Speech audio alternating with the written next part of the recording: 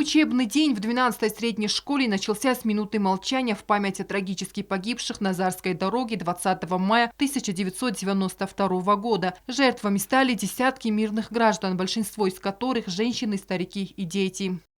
Я сама помню этот день, взрослые помнят вот этот злочастный, страшный день в истории Южной Осетии, когда толпа людей бежала в больницу, в нашу городскую больницу, потому что они не знали, ребята, доехали их родственники до Владикавказа или нет. Это никогда не забудется, потому что это наша незаживающая рана. Ирина Санакоева, заслуженный учитель республики и преподаватель истории Осетии, провела для учеников 9 и 10 классов подробный экскурс, чтобы не допустить забвения. Вы должны вырасти образованными и грамотными, для того, чтобы вы знали, что это наша земля, и мы за это заплатили огромной ценой пролитой нашей крови. Ирона взогота хайна мортуй, мы шолом мани взог осеназахл. Олохотар мы одеканджистам ошуазобунтам.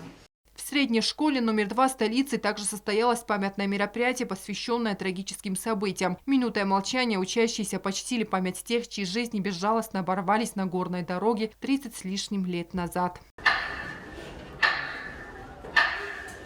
Это страшная страница в истории нашего народа, и наш долг пронести эту память через поколения, отметили выступающие. Чудовищная трагедия произошла. Батрас Кабисов, маленький мальчик, который уже увидел, что там расстреляли машину, он выбежал вперед и начал предупреждать тех людей, которые еще проезжали. Жертв было бы еще больше. Но вот этот мальчик, он выскочил на дорогу и сказал, что там обстреляли. И в него выстрелили в упор. В стенах учебного заведения был показан фильм, подготовленный ГТРК «Ир». Истории очевидцев и родственников тех, для кого путь по Зарской дороге стал дорогой смерти.